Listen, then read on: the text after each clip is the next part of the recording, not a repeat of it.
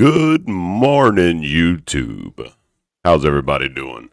Welcome back to the channel, and today we're going to be hopping into a FNAF theory compilation, lore base. I don't know what you would call this. Kind of, I guess, catching up on the lore.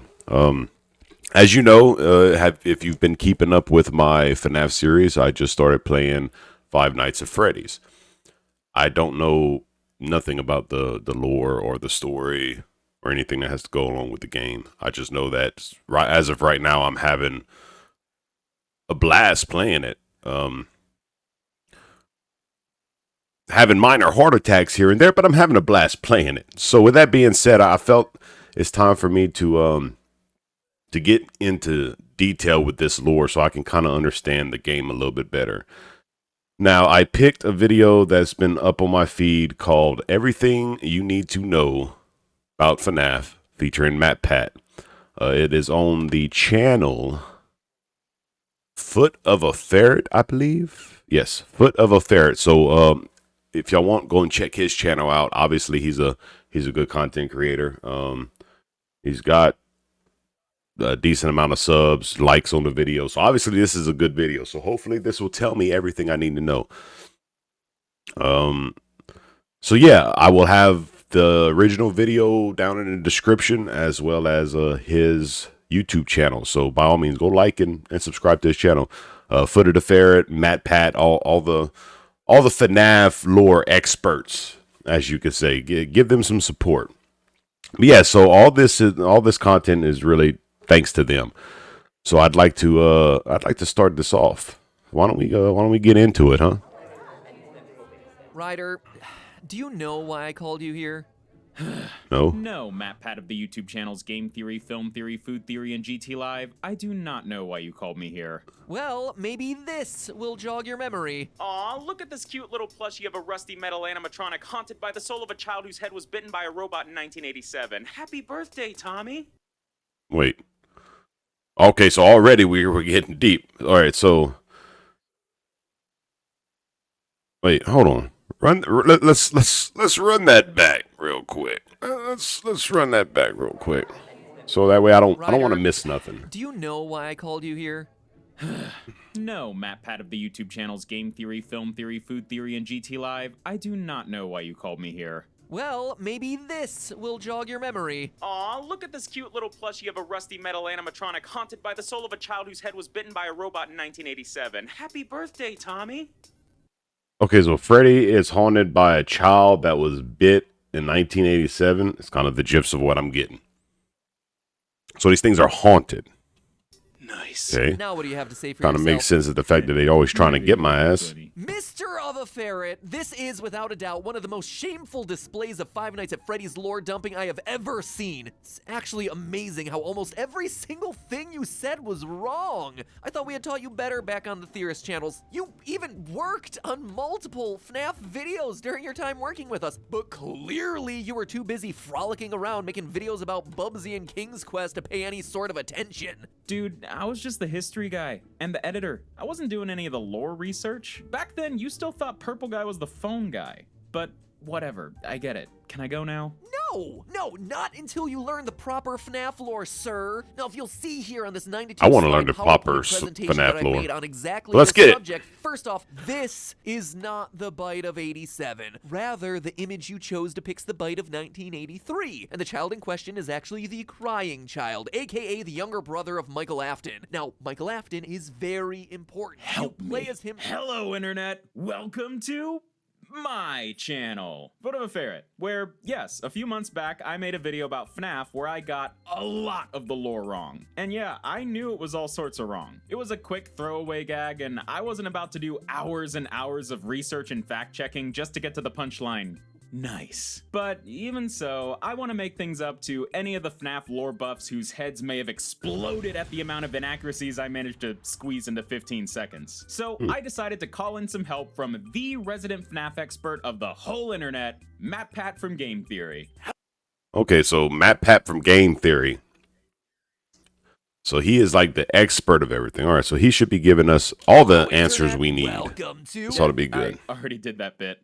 Oh, well, Anyway, Five Nights at Freddy's is a long series spanning more games, books, and mysteries than you can shake a stick at. Oh, So they got our goal is books to present too? you guys a I'm gonna stop complete trying to recap pause of the as much. entire core Fnaf I know there's gonna be a lot of storyline, pausing. But they or got at books? least Man, I'm as about much to as we can end up without looking delving into the too many books. unconfirmed theories or things that could suddenly be totally rewritten by a new book, or a new game, or new movie, or decorative birthday party napkin with hidden text that only appears after you wipe your mouth 5 times. And FNAF is infamously frustrating when it comes to deciphering its lore, but I think once you boil it all down, the story might not be as complicated as you think. It's weird, don't get me wrong, but we're not talking about Kingdom Hearts here. But first, I gotta say, if you like this video and you want to see more, be sure to hit the big red subscribe button right below this video and ring the little gray bell next to it. That makes sure you get notified every time I upload in the future. It's a big help for my channel and I'd really appreciate it. Also, there's plenty of really cool photo.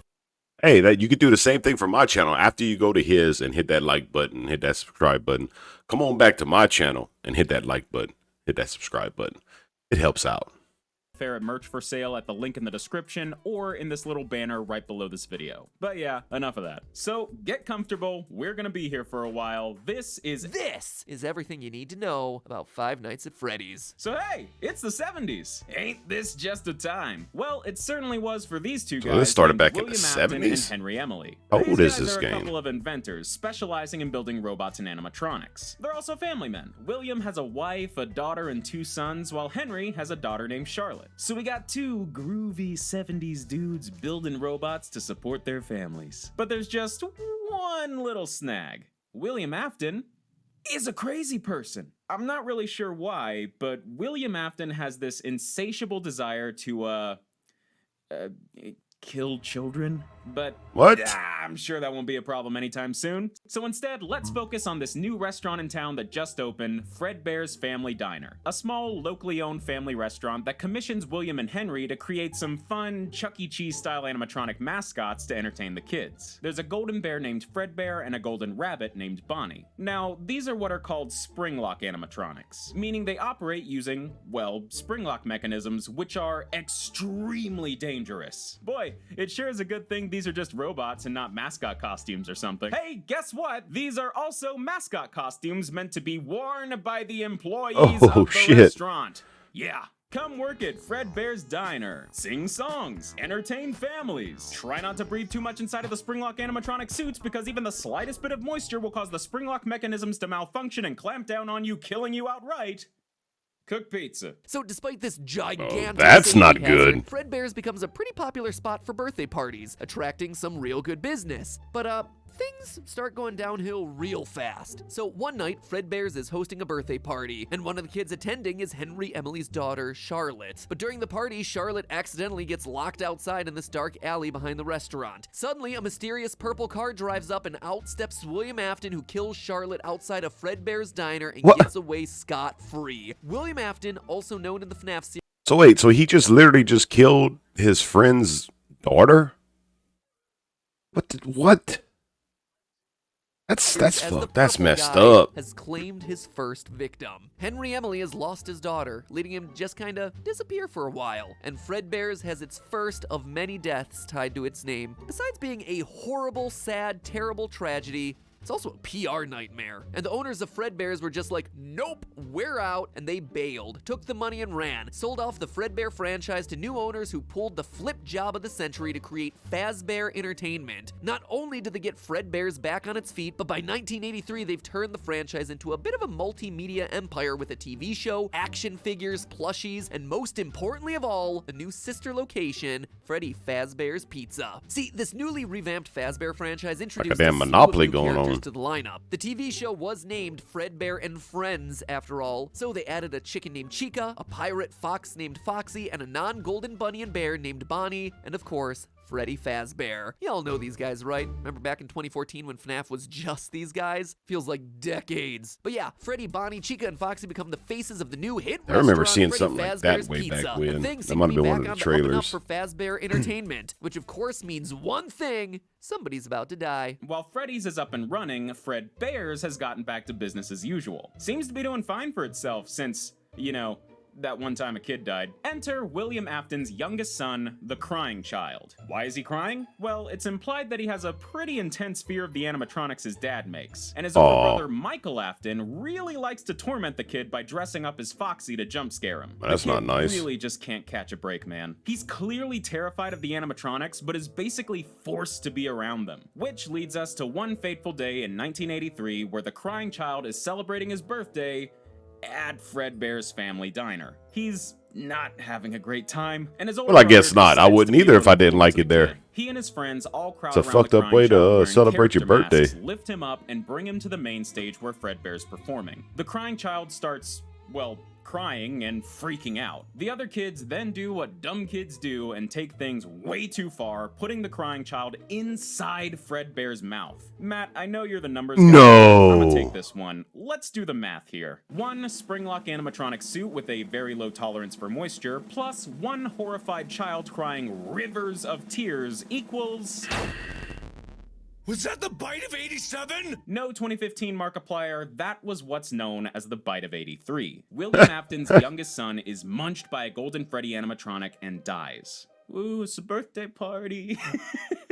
Can I say that? I don't know if I can say that. In the wake of this, Fazbear I've been too decides soon. the Springlock animatronic suits are just too dangerous to keep using. No, what gave you that idea? So our good friends Golden Freddy and Golden Bonnie are retired from Fredbear's diner and sent off to the new restaurant Freddy Fazbear's Pizza to be stored in their safe room. And then in walks William Afton. Now, crazy you'd think guy. after William Afton lost one of his kids to an animatronic he created, he would take a step back, reevaluate himself and what he's doing, and change his ways. Right. But nah, if anything, the death of his own kid was a source of inspiration. So William goes to Freddy Oh, this Fazbear's dude's really Pizza messed in and the is head just then. like, hey guys, why don't we all just not go into the safe room? You know, the safe room housing the dangerous child-killing animatronics I made? Yeah. In fact, why don't we just forget the safe rooms even exist, you know? We don't need security cameras in there. No. In fact, I'm gonna go ahead and reprogram all the animatronics to not even recognize the safe room at all. Nothing suspicious going on here. And everyone just goes along with it. I'm sure that won't lead to anything horrible. So a few years later, around 1985, I'm sure not, something right? horrible happens. 5 kids mysteriously go missing at Freddy Fazbear's Five. Pizza, and the animatronics start oozing and smelling real rank. Turns out William Afton's been lurking around the pizzeria, using the decommissioned Spring Bonnie suit to lure kids into the safe room, kill them, and then hide their bodies inside the animatronic suit. What? Okay. Why? Where's the logic here? I get that you're kind of messed up, Mr. Afton, but what on earth are you hoping to accomplish by stuffing your victims into animatronics that are around dozens of people every single day? Right, That thank really you. Sparks an investigation that eventually leads That to don't, Freddy I mean, Fazbear's okay, Pizza I guess he shutting down. obviously is So let's mentally get ill, the so robot he's bug not and all talk about there. something that's a little less scary. Clowns. Yeah, really. See, while William Afton was going around killing kids, he still found time I think to some develop people will disagree animatronics on here that. and there. And when he wasn't building terrifying robot animals, he was building terrifying robot people. All of them have this Oh, creepy people circus now. theme, like this ballerina named Ballora. Oh, this they- balloon boy you could named tell they're not like real Balloon people, Boy. though. And They most look importantly, definitely look this little robotic. girl named Circus Baby. Afton also redesigned some of the old Fazbear crew to fit the circus vibes as well. All that, and he still finds time for his hobbies. How does he do it? These I wish are the fun I wish I had that type of animatronics. energy, Bright, just shiny, minus the happy, killing. and harmless, right? Well, underneath the clown makeup were some interesting design choices. See, at this point, Afton has seen how effective his animatronics can be when it comes to helping commit his crimes. So he designed the Funtime crew with some advanced features that, to be frank, pretty sus, as if they're specifically designed to lure and kill children. I wonder what will happen. Now, the details get a little fuzzy here, especially in terms of the timeline, but from what I can tell, the plan was to have these animatronics available to rent out for birthday parties and events, housing them in this crazy underground storage facility. In addition, some of these animatronics were set to become the face of yet another Fazbear sister location, Circus Baby's Pizza World, set to swoop in and fill the There's a whole lot of floor lore to right this. when Freddy Fazbear's Pizza shut down. But More that than I plan thought. kind of fell through Okay. due to an accident involving William Afton's daughter. Because, surprise, when you make animatronics specifically designed to lure and kill kids while also having multiple kids of your own, those two things might just happen to overlap once. or twice. So right as Circus Baby's Pizza World is set to open, Afton's daughter gets just a little too close to Circus Baby and is attacked by a claw that was programmed to shoot out from her torso. This kills Afton's daughter and leads to Circus Baby's Pizza World closing for good on its own. So he's killing his own damn kids. Animatronics are then packed up and sent back into storage, but they still move forward with the whole rental service thing. I mean, I guess technically the son killed the first son, but still it's his robot, so. Ready and waiting to be rented out for your next birthday party. But hey, guess what? It's 1987 now. That's a great year. I'm sure nothing could possibly go wrong in 1987. Damn it. Yeah. With a handful of child murders under their belt, Fazbear Entertainment decided it was time to reboot their franchise after only 4 years, opening the new and improved Freddy Fazbear's Pizza that we see in Fnaf 2. The restaurant is bigger, there's new animatronics, and there are all sorts of extra security measures put in place after what happened at the last place. See, those old games right there, those are the ones that I remember seeing back in the day, a long time ago, like just like clips of the trailers. That's why I never really played it, because I didn't think I'd enjoy the whole just like looking at cam type thing. But like I said in one of my previous playthrough videos of FNAF, the security breach. Matter of fact, if you haven't checked those out and you're watching this video, look on my channel. I got a series going on right now. You should check it out. Let me know what you think. But anyway, I never really wanted to do this type of game because I never thought I'd get into it. You know, and with me, I want to play with what my audience wants me to play. I do. But in the same sense, I want to play something that's going to not only be entertaining for my community, but also entertaining for me. Because the more I'm entertained, the more I can then entertain you, if that makes any sense. So that's the reason why I never really jumped into it back in the day. Back then I never really was recording either, so it would have been kind of hard to, do reactions of it. But now that I'm actually getting into the Five Nights at Freddy world, this Illuminati club that seems to be going on right now, we'll say, I'm getting interested. The security breach has really caught my attention to the fact that now I'm sitting here watching this video to learn more about the lore, which then might just bring me back full circle to play some of the other Five Nights at Freddy games. We'll see, though. There's the new toy animatronics, all based on a series of Fazbear action figures. Yes, they're shiny. Yes, they're somehow cuter and creepier at the same time. But most importantly, the toy animatronics are packing some super advanced for the 80s facial recognition technology, scanning for potential predators. However, that doesn't stop William Afton from going for round 2, using the same exact spring Bonnie suit to lure and kill kids at the pizzeria. But this time, things are a little different. Afton commits his second series of murders, sparking yet another investigation of Freddy Fazbear's Pizza, so the restaurant is just about to close down, but first, they got one last birthday party to host, which is a little worrying because the animatronics are going a bit funky. Today, we're here to honor the legacy. Symbols are nothing. I usually don't watch give them meaning. ads, but what's this? Heroes. The Falcon and the Winter Soldier is relevant and gripping in all the right ways.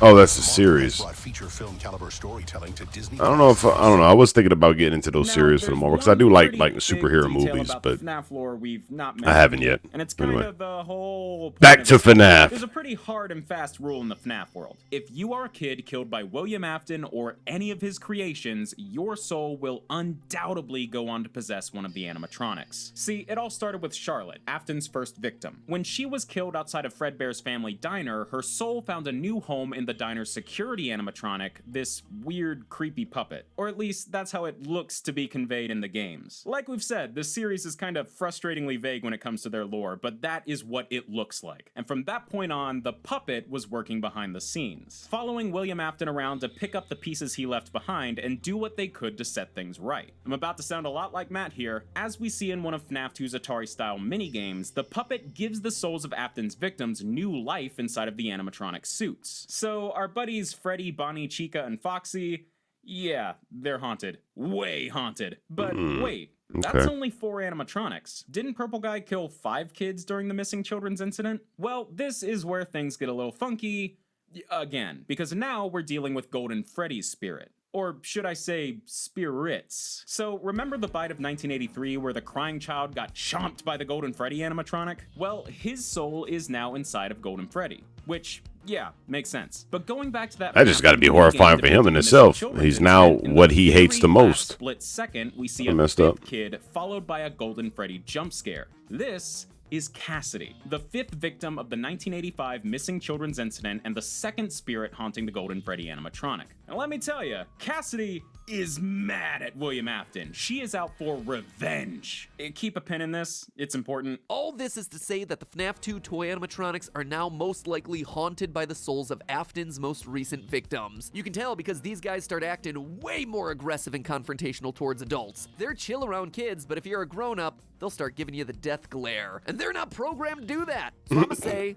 haunted. They're looking for revenge against William Afton. But on the day of that last birthday party, they get a tad overexcited and attack the daytime security guard, giving them a nice hard chomp on the noggin and removing their entire frontal lobe in what became infamously known as the bite of 87. Happy birthday, Tommy. Needless to say, this gets the new and improved Freddy Fazbear's Pizza closed for good. Yeah. All right, so let's tally things up. By This- 1987, I'm seeing a Fazbear trend here. has around I'm a seeing a dozen trend. dead kids to their name. That's almost one dead kid for every year they've existed. You really think by now they'd decide to call it a day, but nope. These guys decided to give it one more go in 1993. They went back to that first Freddy Fazbear's Pizza location, brought back the original crew, and relaunched the pizzeria feeling just so sure about it this time. But surprise, people kinda sorta associate the Fazbear name with dead kids now, so Well, yeah. no one comes to You this think? new restaurant and it eventually shuts down. One rainy night, a while after the restaurant closes down and falls into disrepair, William Afton sneaks in and starts dismantling the animatronics one by one. Little does he know that those robots got ghosts in them. The souls of his victims are released and they chase Afton down. They corner him in the back room of the pizzeria and Afton starts to panic. But then, and I don't really know why he would do this, but he runs over to the Spring Bonnie animatronic suit, the suit he's committed all these murders in, and hops inside. Not sure what that's gonna do against ghosts, Well, but yeah. he seems to think it's a smart move. Remember though that these He's old not very Spring Rock smart, suits are obviously. I mean, super he is, sensitive but to in the same moisture. sense, That's not. what killed the crying child back in 83. And like I said, the pizzeria's been abandoned for a while now. It's pretty run down.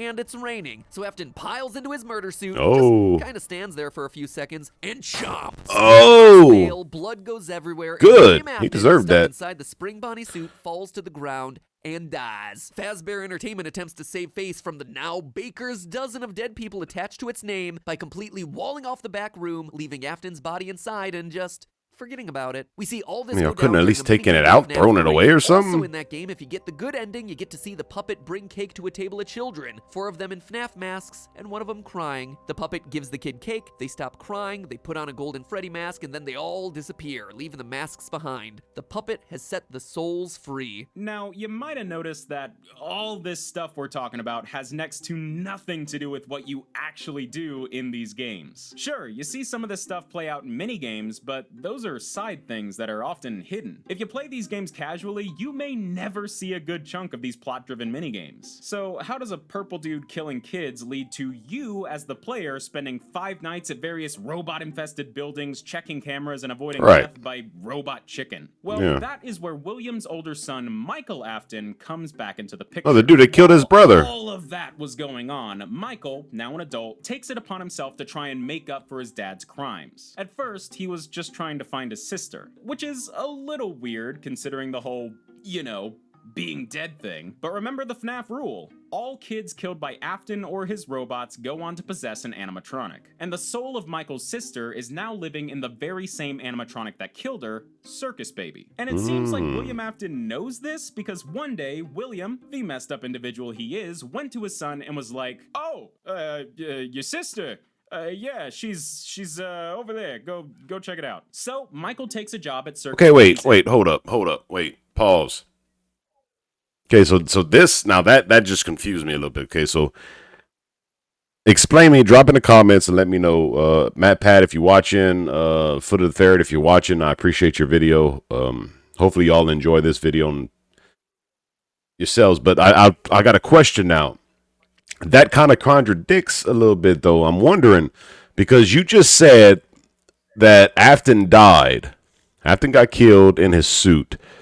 And he went into the Pizzaplex or whatever, pizzeria, whatever it's called, the pizza place, and decommissioned the robots, I'm guessing, taking them apart. And he didn't know that the robots were filled with the kids' spirits that were dead. So it freaked him out. He jumped into the suit, all wet. Suit killed him. That's where we're at there. But then right after that, you cross thread by saying that he knows that his daughter's spirit is trapped in Baby. So if he's aware, and I'm guessing this is all before he ends up apparently dying. I don't know.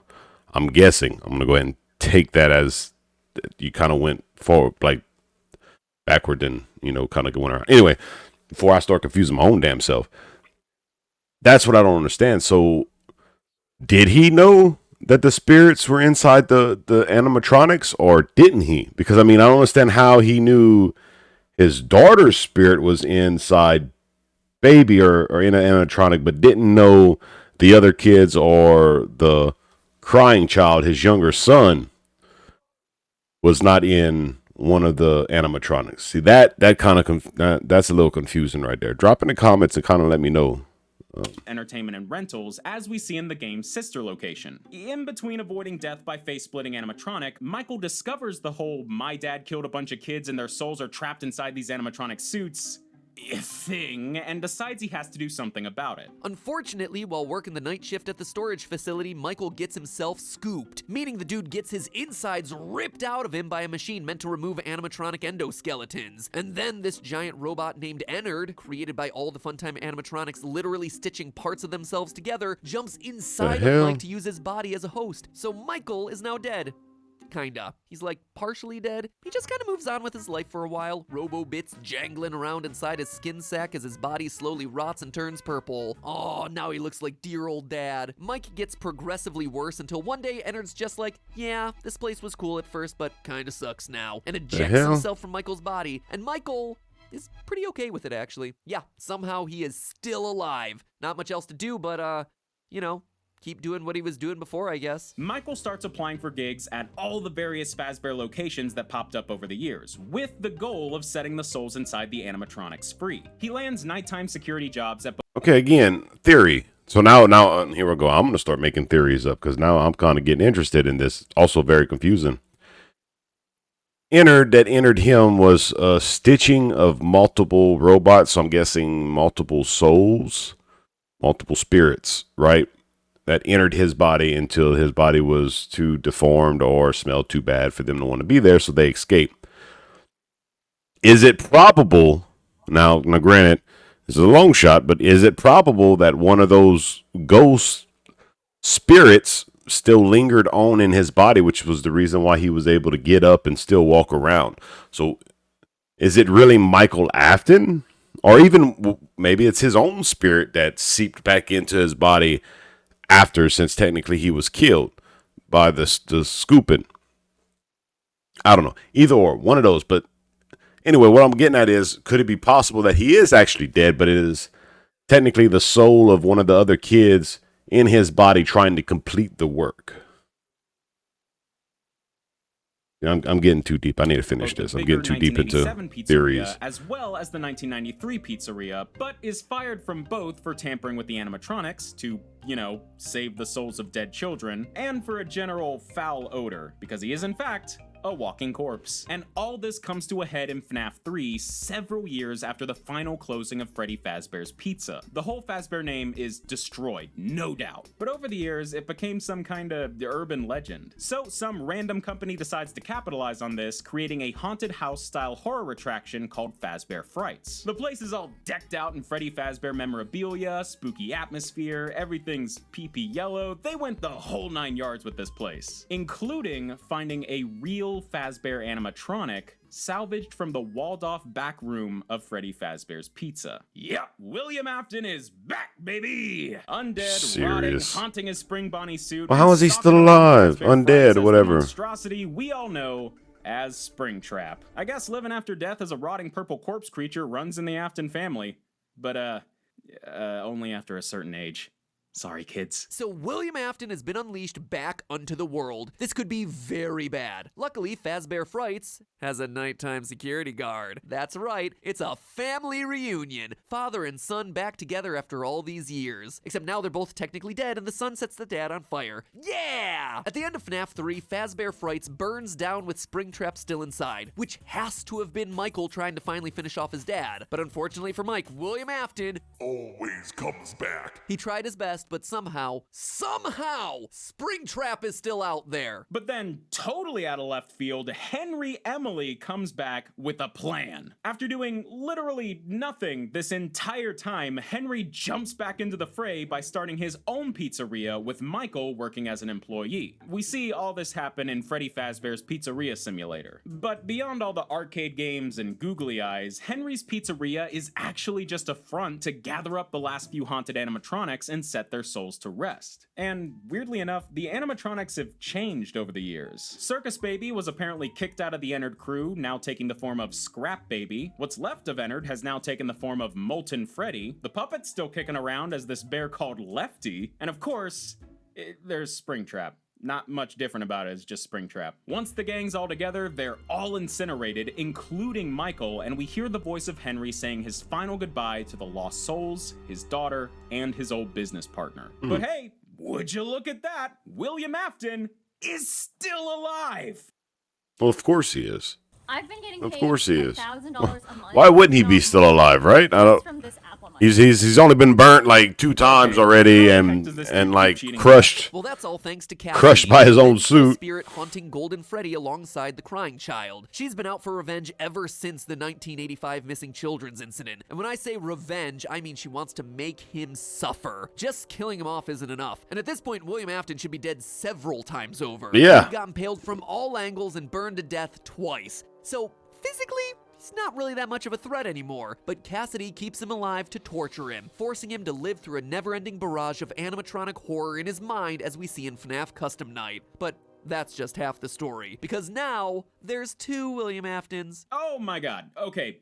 Follow me on this. Many years What is after going all on? the tragedies of the Fazbear franchise occur, Scott Cawthon, some random unnamed video game developer who is not Scott Cawthon, the real-world creator of Five Nights at Freddy's, started making a bunch of horror games based on the stories of the Fazbear tragedies. Yep, FNAF is officially going full meta on us now. Not Cawthon's games become really popular, and Fazbear Entertainment is getting pretty ticked at the bad name the games are giving their company. As if they weren't already giving themselves a bad name. So they decide to fight fire with fire, no pun intended, creating their own VR horror game as a way of poking fun at themselves, discrediting Not Cawthon, saving a bit of face, and cashing in on their own messed up past while they're at it. But as it turns out, while making the game, the dev team used a few pieces of code found on some old Fazbear Entertainment hard drives. And in that code, somehow, was a digital replication of William Afton's consciousness. Yeah, we're going there. This code Okay. manifested itself in-game as Glitch Trap, a yellow bunny mascot with purple eyes who, over the course of the game, brainwashed multiple beta testers to become little William Aftons in training. Alright, this is getting a little far-fetched, right? But it doesn't stop there. In the FNAF VR DLC Curse of Fredbear, we see this whole William AI Afton mind-melding thing really take shape with Vanny, a reluctant follower of William Afton. We've not seen much of Vanny yet, but we know that she's someone who's played FNAF VR, was brainwashed by Afton, and is now working for him. Also, she wears a creepy bunny mascot costume just like Glitch Trap, and it's looking like Vanny is about to become a very important player in the FNAF story. Sometime in the near future, we're gonna be getting ourselves the newest FNAF game, Security Breach. It's bigger, it's badder, it's constantly getting delayed. It's Five Nights at Freddy's Security Breach. I actually think it looks really good. And It if the does. It trailers and looks teasers really, are really anything to good. Go by, which they should be. In this game, you're being hunted down by a killer bunny mascot with a woman's voice. That's Vanny. And until we see what all security yeah, brings to so- the table, Okay, so Help Wanted is where Vanny shows up then. So, but I don't have VR, so I couldn't play Help Wanted. That sucks. That is where the story of Five Nights at Freddy's leaves off. I know it kind of feels like we just took a hard left turn right before the end there. All this talk of AI, brainwashing, and deadly VR games actually makes all the child murder and haunted animatronics actually look normal by comparison. But to me, this feels like we've reached the end of FNAF Season 1 and are entering FNAF Season 2. At this point, FNAF is wrapping up the story we've all been decoding and piecing together since 2014, and using it as a springboard to set up all the new insane stories that we'll be trying to piece together until 2028. The main FNAF story, the story of the haunted pizzerias, missing kids, purple people, and the Afton family, is largely over. A couple of pieces of it are wrapping up in the books at this point, but really, it's just done. This is officially the start of not even a new chapter, but a new saga of FNAF stories, which gotta say, super exciting, because like, back in 2014, no one could have predicted that the creepy Chuck E. Cheese game would grow to become a massive multimedia franchise about a serial child murderer who can't die. So now that FNAF is settling in on a new path, oh man, it could go anywhere, which means that I can't go anywhere. I'm stuck in it. I am stuck in this franchise until the heat death of the universe. Wish me luck. Well, Matt's gonna go and sulk in a corner for a little while, so let me just say thank you very much for watching this incredibly long video about the Five Nights at Freddy's lore. Believe it or not, there are it's over. a ton more intricate details and mysteries that we couldn't even fit in this video. Yeah, it's over. All right, so I'm gonna go ahead and end it there then. That was actually a pretty good video. So I'm caught up with the lore. Then it's a lot. I might have to rewatch this video again just refreshing on everything. But that was a lot. That was intense. We have a serial killer killing children. Children's souls are getting trapped in animatronics. So things are actually starting to make a little more sense now, and not making sense in the same aspect in the security breach, because I haven't crossed. Well, I don't know. I'd have to go back and watch some of my episodes. I may have crossed over some of this stuff, but maybe I haven't, and maybe I will, which is good. So whenever I do end up seeing some of the stuff, maybe it'll finally click, and I can start, understanding. I will probably. I'm not gonna lie. I will probably be theorizing some stuff. That's just what I do. I like it. And I like this game so far, so it's going to make me think about things. I already had a couple theories in this video. Drop a like, hit the comments. Let me know down in the comments what you think. Is my theory plausible? If not, cool, but hey, that's just what I'm going. First time theorist, But yeah, hopefully you enjoyed this video. If you did, like I said, drop a like, hit that sub if you haven't. Click the notification bell and hit all. That way you will be notified when I drop more content. Other than that, I'll see y'all on the next episode of Security Breach. So hopefully everybody has a great morning, a great evening, and a great night. And I'll catch you on the next one. Bye.